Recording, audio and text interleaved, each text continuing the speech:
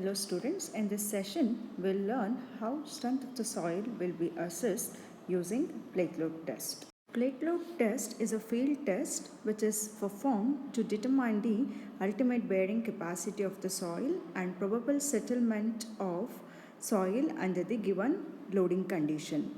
Also, the plate load test is devised to evaluate the supporting power of a subgrade. The test is in situ, or the same test can be conducted to determine the supporting power of any pavement material.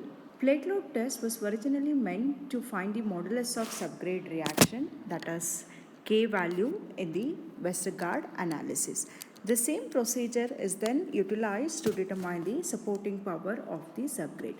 So this value of modulus of subgrade reaction K will be mainly used in the design of the rigid pavement. So you have to note here that when in case of the flexible pavement design, we measure the supporting power of the subgrade in terms of the CBR value. Whereas for the flexible pavement design, we make use of the modulus of subgrade reaction of the subgrade, that is the K value, while designing the rigid pavements or CC pavements.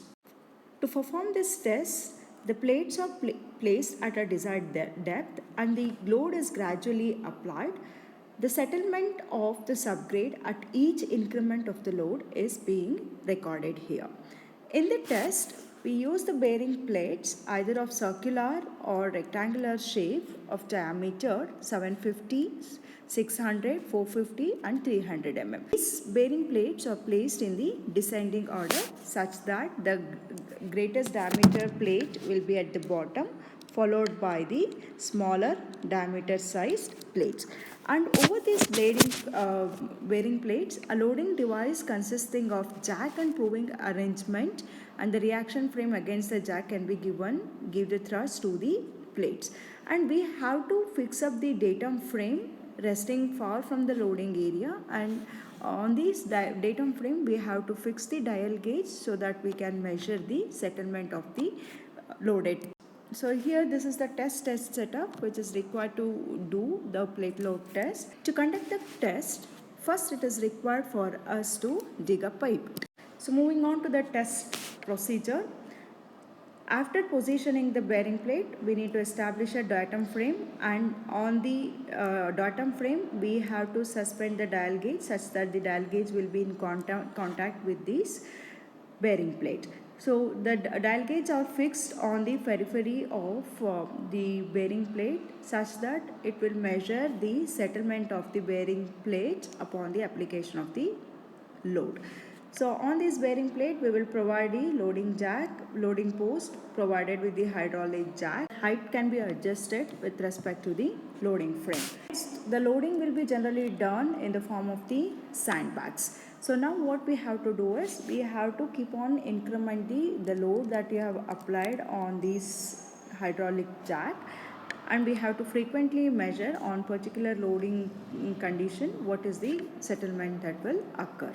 So the dimension of the pit should be such that depth and the width of the pit should be equivalent to 5 times the diameter or the width of the bearing plate. So if we consider the rectangular plate, it will be the dimension of the plate we need to consider. If we consider the circular plate, we need to consider the diameter of the plate. So now the width and depth of the pit should be such that it should be 5 times the dimensions of the bearing plate. So this is a typical cross section. So now the bearing plates has to be located at exactly at the center of this pit. So now we can use the number of bearing plate which are arranged in the descending order. Maximum size of the bearing plate will be decided based upon the type of the soil. Generally, if the soil is soft, it is possible for us to penetrate even 75 mm diameter bearing plate into the soil. But in case of the granular material where the soil stratum is hard, it may not be possible for us to penetrate the larger dia plate. So in such conditions, what we can use is we can make use of smaller dia plate and suitable correction has to be applied. So the test procedure is as follows. So as we indicated earlier, first the site where we are conducting the plate load test has to be leveled and cleaned properly, and the bearing plates will be seated onto the prepared surface. The stiffening plates of decreasing diameters are placed and the jack and proving ring assembly are fitted to provide the reaction against the frame. So generally we fix up 3 or 4 dial gauges on the periphery of the bearing plate, and all these dial gauges will be fixed from the independent datum frame for measuring the settlement value. Initially, we will apply a seating load of 0.07 kg per centimeter square if it is for the 75 centimeter dia plate, and released after the few seconds such that dial gauge readings are noted and corresponding to the zero load. Okay, so once based upon if we will have some 3 mm penetration corresponding to the zero load, then this will be the initial settlement at the zero loading condition without any application of the load.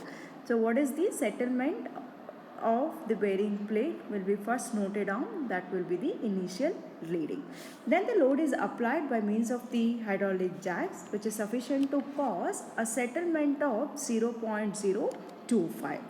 When there is a no appreciable increase in the settlement, or when the rate of settlement is less than 0.025 mm per minute, the reading of settlement and the dial gauges are noted out.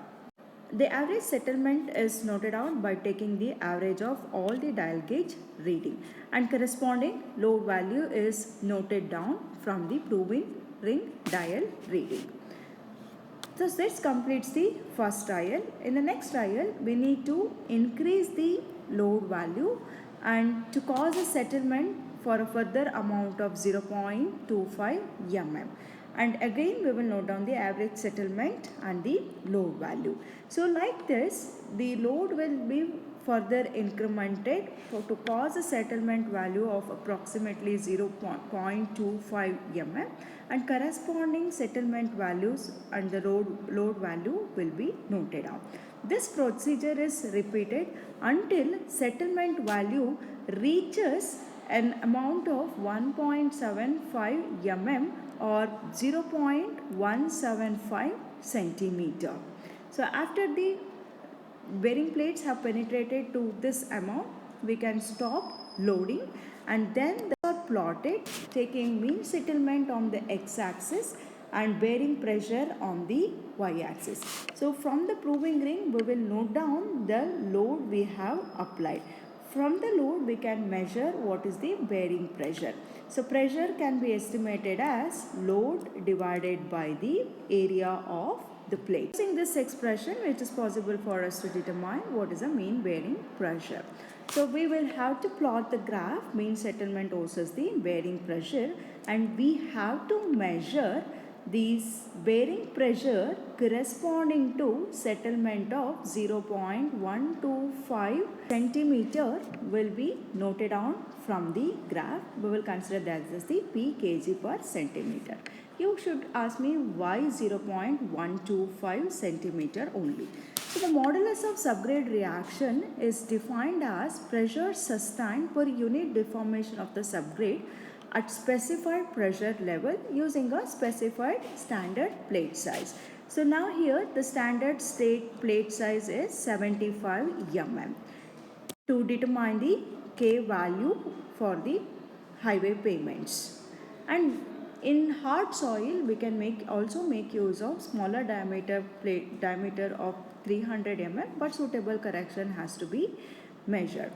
So for the pavement application, modulus of subgrade reaction, to determine that we will measure pressure corresponding to a settlement of 0.125 centimeter, which can be taken from the graph, and we can estimate the K value as pressure sustained at a settlement value of 0.125. So with which we can measure the modulus of subgrade reaction in kg per centimeter square.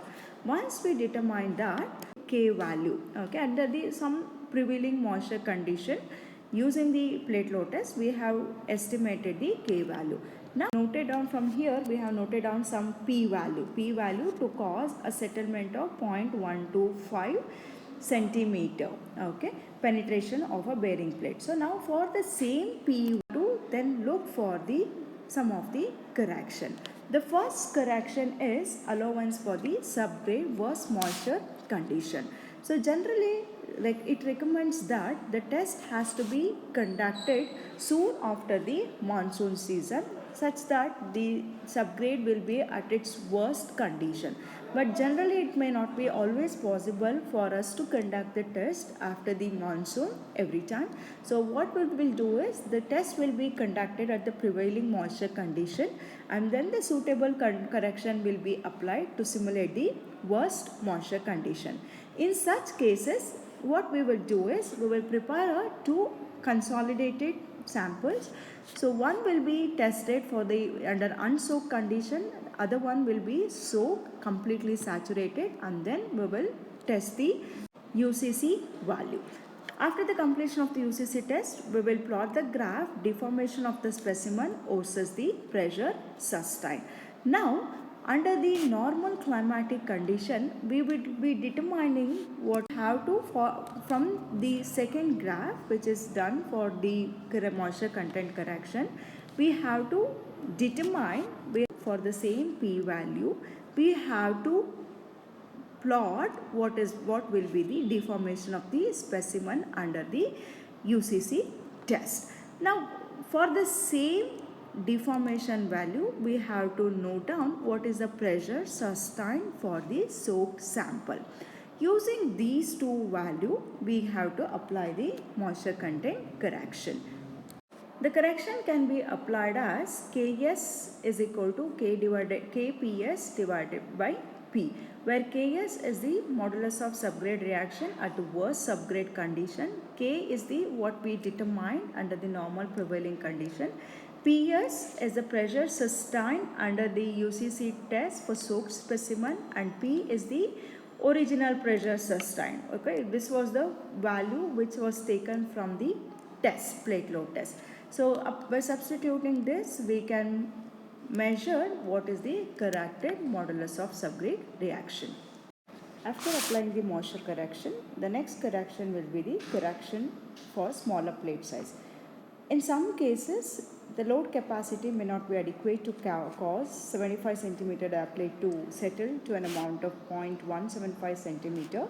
In such cases, plates of smaller diameter, say about 30 cm, may be used, and K value found should be corrected by applying the suitable correction factor.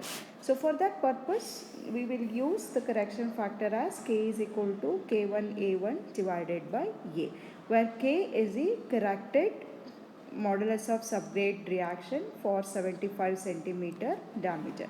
So we know that the relation using the modulus of elasticity, the theoretical relationship between the deformation and under the rigid plate will be given as delta is equal to 1.18 Pa divided by E. E is the pressure tensile, A is the radius of the plate, E is the modulus of elasticity. So with this we can note down here that we know that the modulus of subgrade reaction is equal to pressure sustained at the unit deformation. So by substituting these value, we can have K is equal to E divided by 1.18 A.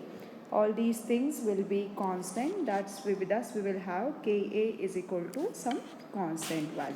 So we can equate modulus of subgrade reaction at a standard diaplate will be equal to modulus of subgrade reaction measured using a smaller diameter plate of size A1. So with this relation, K1 will be known to us, which was determined from the test.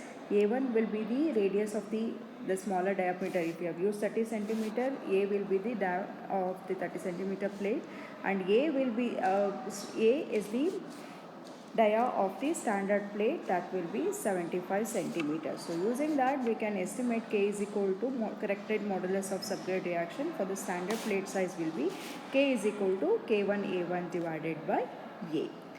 And what modulus we finally obtain, this will be further used in the design of the rigid payments.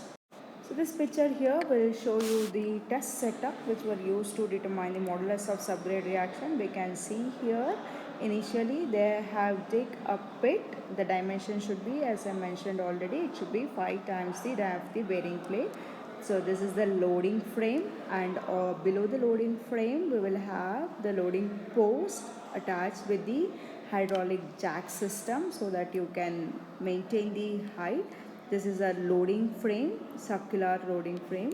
In this picture you can see they have used the rectangular loading plate and the dial gauges which are fixed onto the periphery. So you should note here that each and every dial gauge, to fix up that we have erected the separate datum frame, and when we measure the settlement we will measure the settlement value from all the dial gauges, and average of it will be noted out as the final settlement.